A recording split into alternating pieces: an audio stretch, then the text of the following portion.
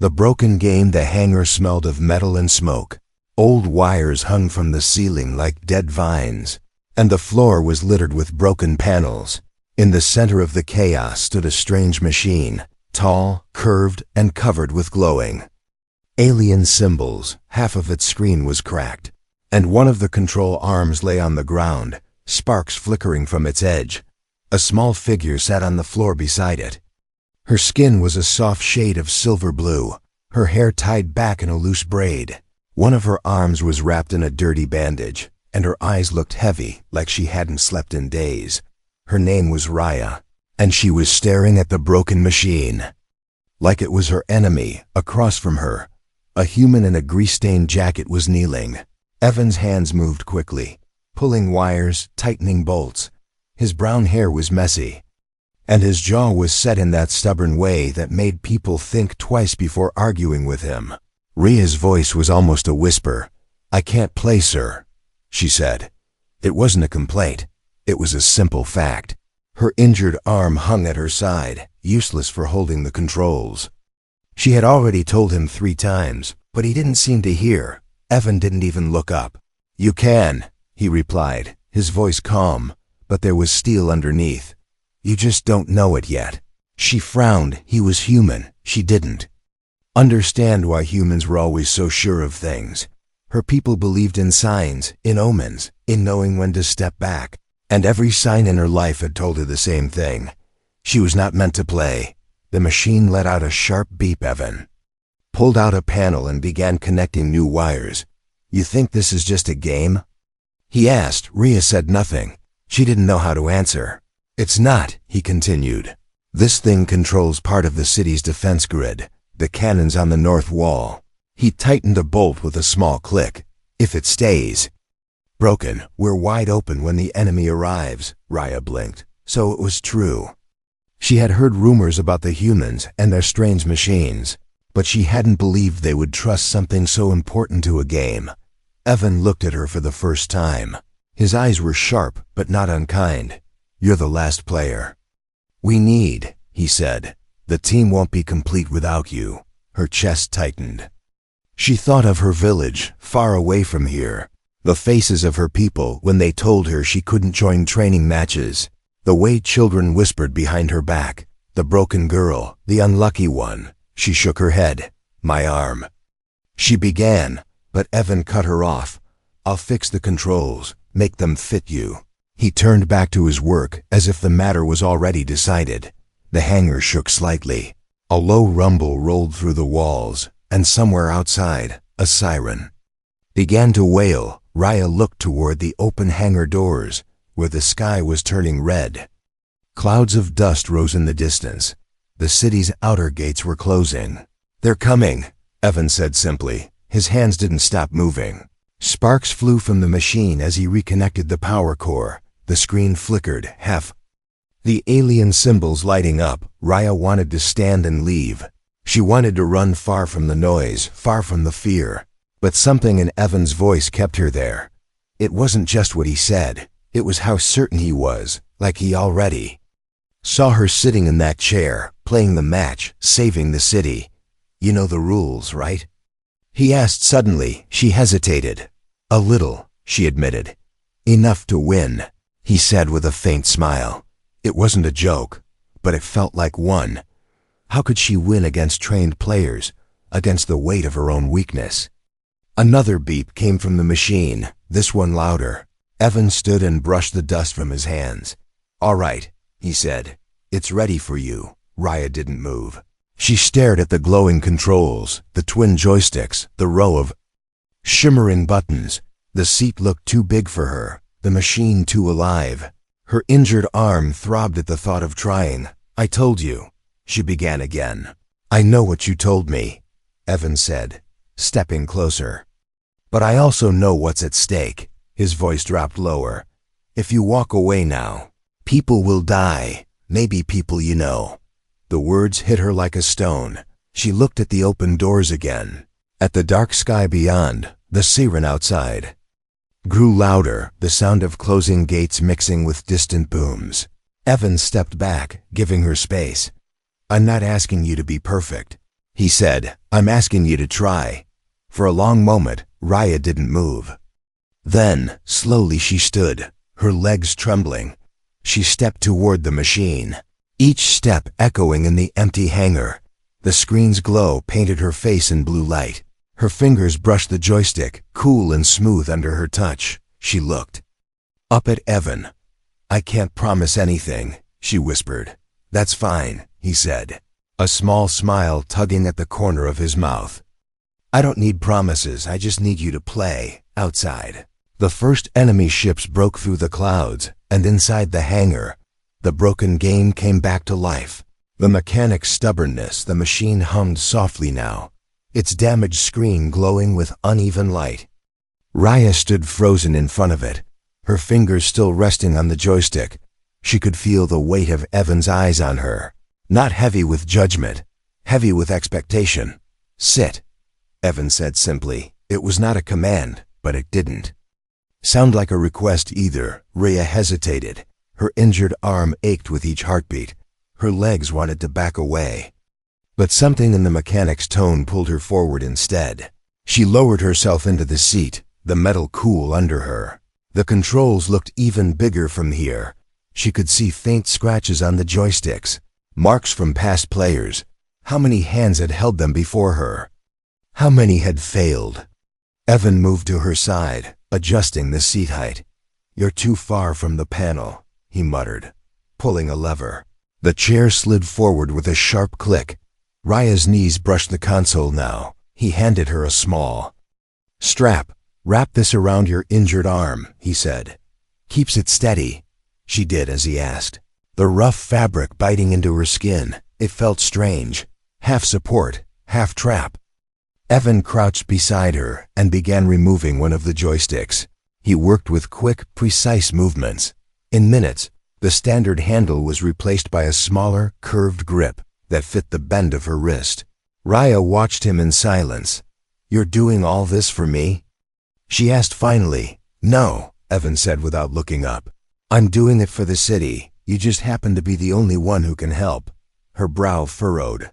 "That doesn't make sense," she said. "You don't even know me," Evan gave a short laugh. "I don't need to know you. I've seen you in the practice logs." Her eyes widened.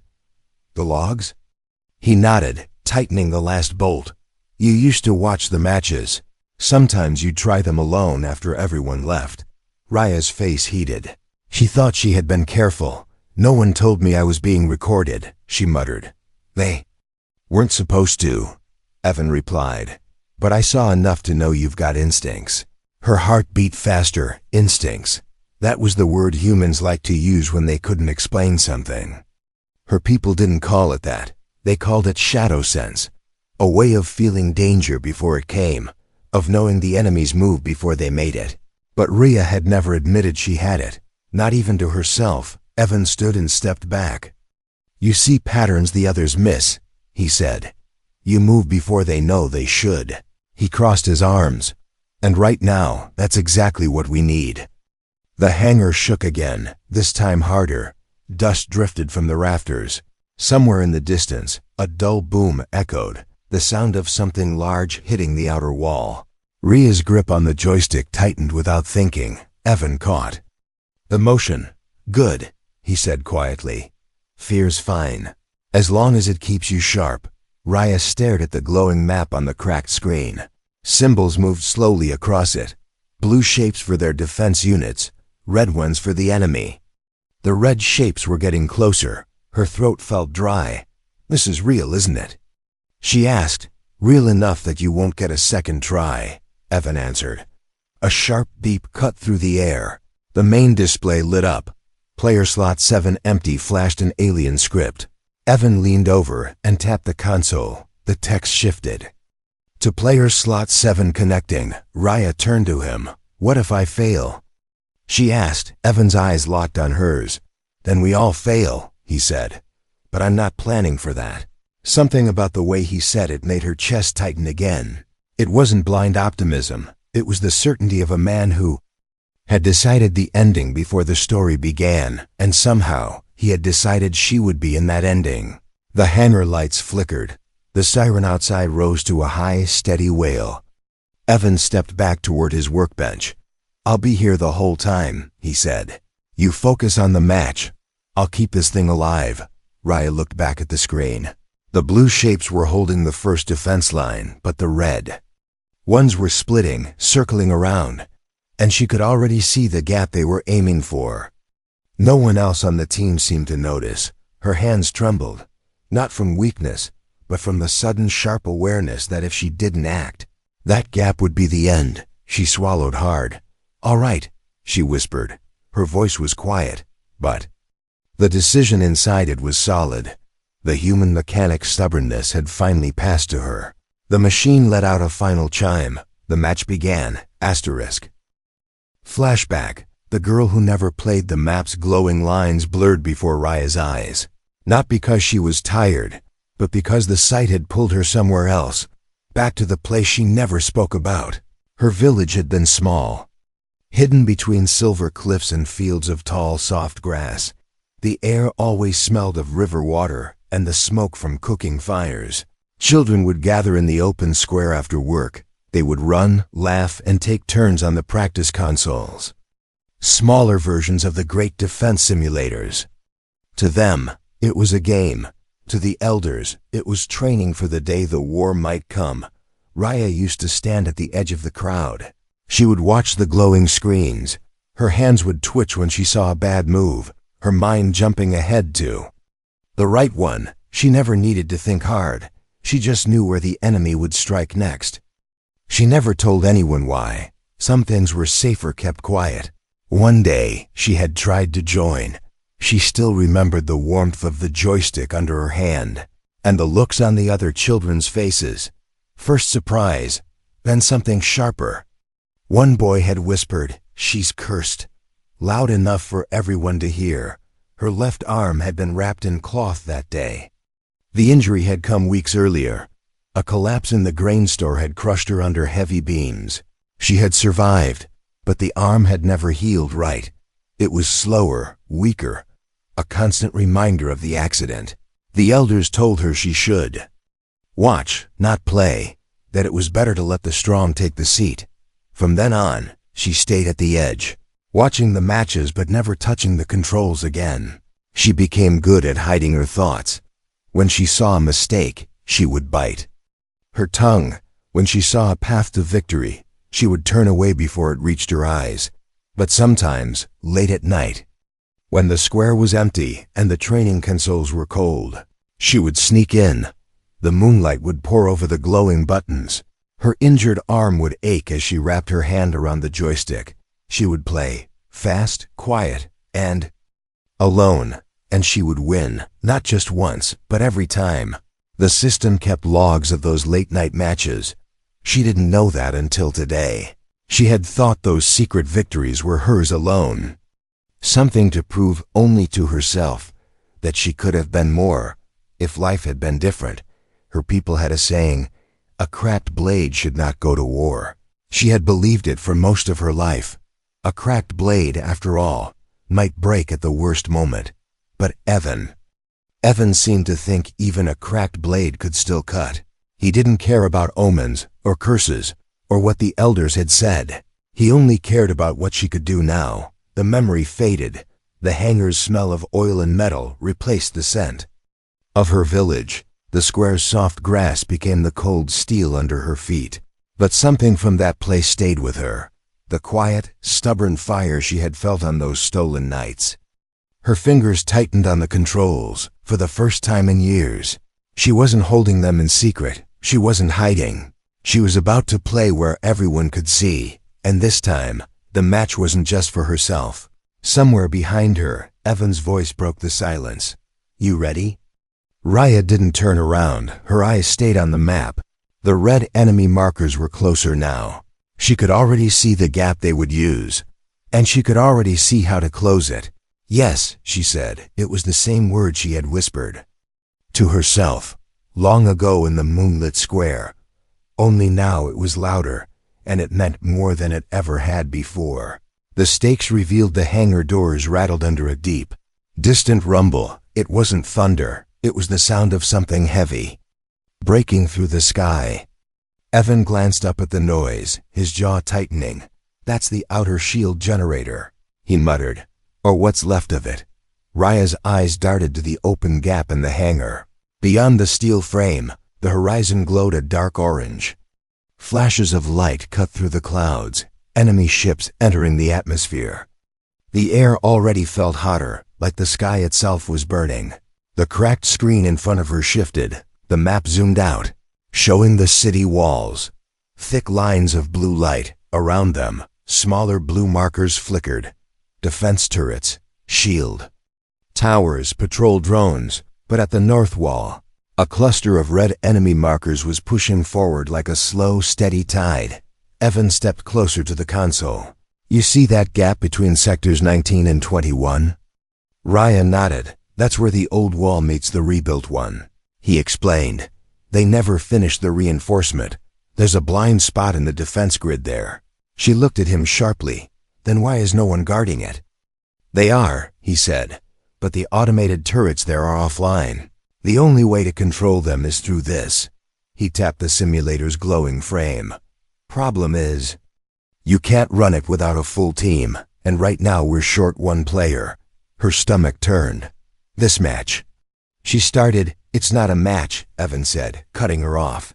"It's the control link to the turrets. Every move you make sends a real targeting command. The others on the team will see you as just another player. But on the other end, the guns will follow your lead." Reyes stared at the screen. It still looked like a game board.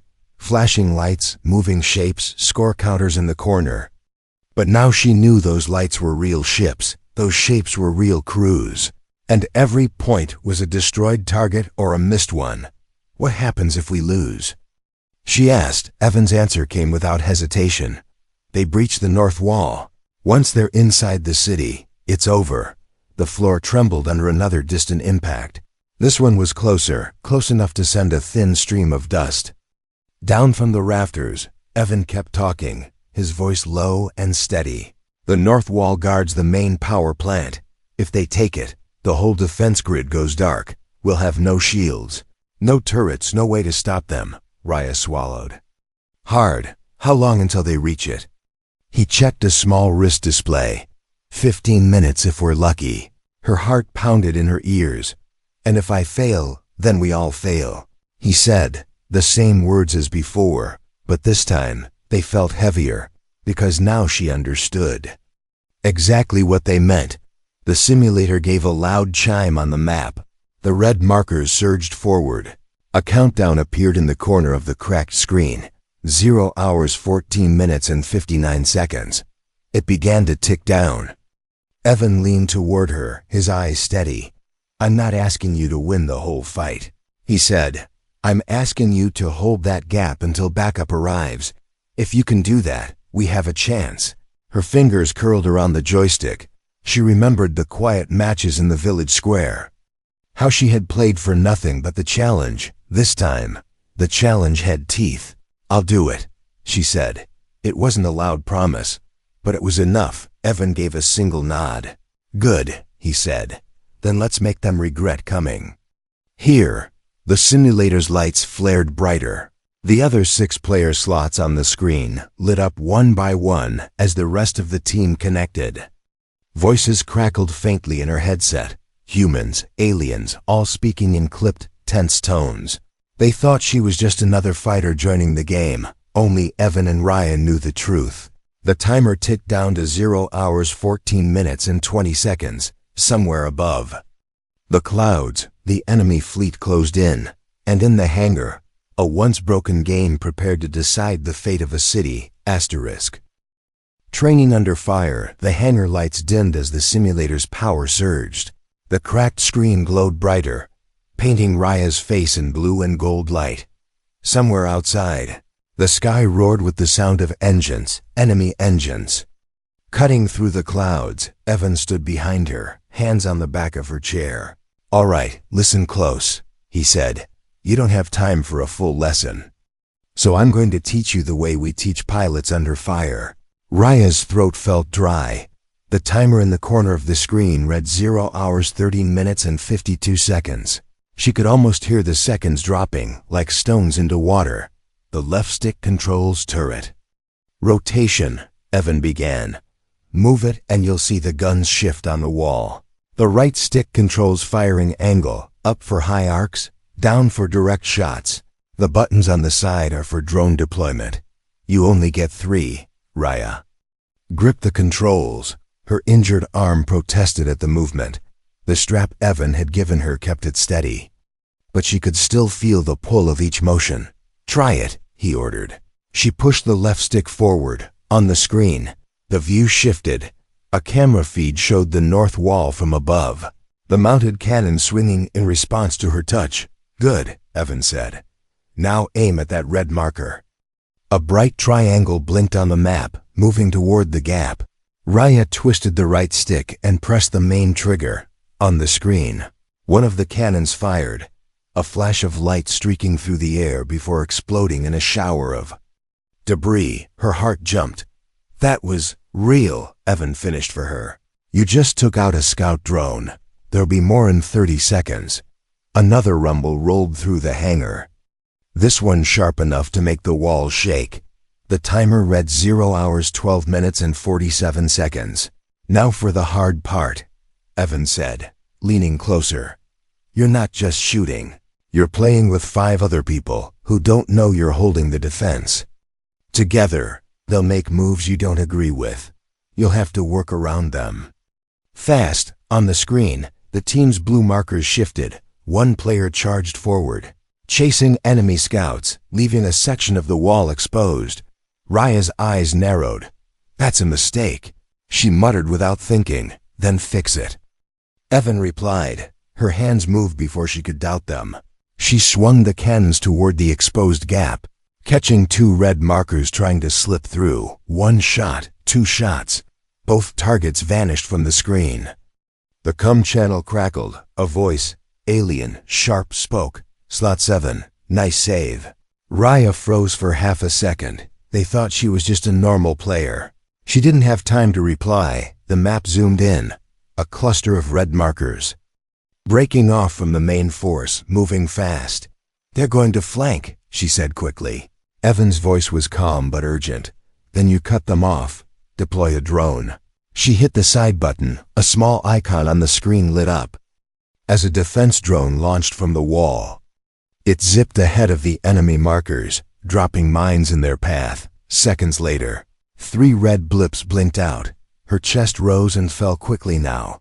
Her injured arm ached, but the pain was fading into the background. All she could see was the map, the movement, the patterns. Her shadow sense was awake. The timer read 0 hours 10 minutes and 5 seconds. The rumble of the enemy fleet above grew louder. Like distant thunder rolling closer, Evan spoke quietly, almost to himself. You're getting faster. Raya didn't look up. I've done this before. She admitted. It was the first time she had said it out loud. Not here, but in the square back home. He didn't answer right away. When he did, his voice was steady. Good, then you know what comes next. The map flashed red. A warning appeared. Main wave approaching. Hundreds of markers began to fill the edge of the screen. Raya gripped the controls tighter. What now? She asked. Evan leaned in close enough for her to hear him over the alarms. Now, he said, we find out if a broken blade can hold the line, asterisk. The real match. The map flared with red. It wasn't a few enemy scouts anymore. It was an ocean. Markers packed together so tightly they looked like a moving wall. The countdown in the corner read 0 hours 9 minutes and 58 seconds. The main wave had arrived. The comm channel burst alive. Voices overlapped, orders, warnings, curses in a dozen languages. Left flank, hold your fire. They're splitting in Sector 18. Where's backup? Raya barely heard them. Her eyes locked on the moving patterns. She didn't see chaos. She saw shapes, gaps, and angles. Every red blip had a path. Every blue marker had a weakness. Sharp ping drew her attention. Sector 19. The weak point was lighting up. 4 enemy ships were breaking from the wave and heading straight for it. They're coming for the gap, she said quickly. Then make them regret it. Evan's voice came from behind her, calm but sharp. Her hands moved without thought. Left stick, rotate turrets. Right stick, adjust aim. Trigger, fire. 3 shots cut across the battlefield. 2 targets gone instantly. The third swerved away. The fourth slowed. She launched a drone. It zipped low over the wall, firing on both before returning. Sector 19 was safe. For now, the cum crackled. Slot 7. That was perfect. Hold that line. Rhea said nothing. She wasn't here for praise. The red tide shifted. Some enemy markers were moving faster now, not ships, but small strike craft meant to slip between defenses. Rhea tracked them, her fingers flying over the controls. She caught one, then another. The third got past. Lost one, she muttered. Forget it, Evan said. Hit the rest before they swarm. She moved faster, every time she struck. Another target appeared. The rhythm was strange. Shoot, block, deploy. She wasn't just playing anymore. She was leading without saying a word. Her team began to mirror her moves without knowing. When she shifted fire to the west, they followed. When she broke off to cover the gap, 2 others slid into position to support. The timer read 0 hours 6 minutes and 43 seconds. Another alarm blared. Heavy unit detected. The map zoomed in to show a massive red shape crawling toward the wall. It moved. Slow, but every shot against it barely dented the outer armor. What is that? Rhea asked. A breacher, Evan said grimly. If it gets close, it'll punch a hole big enough for a transport to fly through. She thought quickly. Shooting it head-on was useless. She needed to force it to turn. Her mind traced the map. There, an open path between 2 towers, if she could push it toward the mines there. Her fingers danced on the controls. She targeted its escorts first, taking them out in quick bursts. Then she shifted fire to its left side. The breacher turned, trying to avoid the damage. Just as she hoped, it moved straight toward the minefield. The explosion was huge. The breacher's red marker vanished from the map. The cum erupted with cheers. Slot 7, how did you? Focus, she said, cutting them off. There were still too many red markers left to celebrate. Evan leaned forward, his eyes on the screen. You planned that, he said quietly. She didn't look at him. I saw the path, she replied. You always see the path, he said, almost to himself. The timer read 0 hours 4 minutes and 12 seconds. The red wave was thinning, but not fast enough. Every second was a fight. Every shot, a choice between what to save and what to lose. Her hands ached, her injured arm burning. But she didn't slow down. She couldn't. And then, a sudden gap in the enemy line. A path straight to the flagship at the rear. She saw it instantly, if they took it. The enemy would pull back. If they missed it, the fight would drag on until they were overwhelmed. Tell the team to push here, she said, marking the route. Evan relayed the order into the cum. The other players responded fast, moving. Like pieces in a game she had been playing her whole life. Turrets and drones rained fire through the gap. The flagship's red marker flashed, then disappeared. The cum went silent for half a breath. Then, they're retreating. Someone shouted. The remaining red markers scattered, pulling back into the clouds. Rhea finally let go of the controls. Her hands shook, her breath coming fast. The timer stopped at 0 hours 2 minutes and 36 seconds. They had held the line. Evan stepped beside her. Told. You, he said, his voice quieter now. You could play, asterisk. The victory and the promise. The hangar was quiet now. Too quiet. The sirens had stopped. The deep rumble of the enemy fleet was gone. Only the faint hum of the simulator filled the air. Rhea's hands slipped from the controls. They were stiff, aching, and covered in faint black smudges from the joystick grips. Her injured arm throbbed under the strap, but she didn't care on the cracked screen. The red enemy markers had vanished completely. Only the blue of the defense grid remained. Holding strong, the word victory pulsed at the center. She stared at it, almost not believing it was real. The cum channel crackled with voices, cheers, laughter, relief, some calling her Slot 7. Some asking her name, she didn't answer. She just sat there, breathing. Evan moved into view. His jacket was streaked with oil, his hair a mess, but there was a small, tired smile on his face. "You did it," he said simply. Rhea shook her head. "We did it," she wanted to say, but the words stayed in her chest. He reached over and began shutting down the simulator. The glow of the screen dimmed until the hangar was lit only by the pale light of the fading day outside. In the distance, she could see smoke rising where the battle had touched the outer walls, but the city still stood. "You're not going back to the village, are you?" Evan asked suddenly. Rhea blinked. "I hadn't thought about it," she admitted. "Think about it now," he said, leaning against the console. "You've got skill most people never see in their whole lives, and after today, I'm guessing the defense teams will want you." She hesitated. Her people's words came back to her. A cracked blade should not go to war.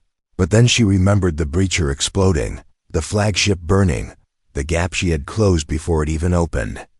Maybe a cracked blade could cut after all. Evan must have seen something change in her eyes. "Don't waste what you've got," he said. "I've seen too many who did." For a moment, neither of them spoke. The wind outside carried the smell of smoke into the hangar. Somewhere in the city, repair crews were already working, and above, the sky was slowly clearing. Revealing the first stars, Rhea stood, her legs still unsteady. She unwrapped the strap from her arm and let it fall to the floor. "I can't promise I'll stay," she said quietly. Evan shrugged. "Then don't promise, just don't disappear." She looked toward the horizon. The stars shone brighter now, but one of them was moving, not a star at all, but a distant ship leaving the atmosphere. She wondered if the enemy would come back. She wondered if she'd be here when they did. Evan followed her gaze. "They'll be back," he said, almost like a certainty. And then he added, "When they are. I hope you're the one sitting in that chair." For the first time, Rhea smiled. It was small, but it was real. She didn't answer him, not yet, but somewhere inside, she had already made the promise he wanted. The hangar doors closed with a heavy clang.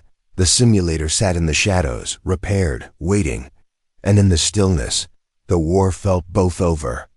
And not over at all, asterisk.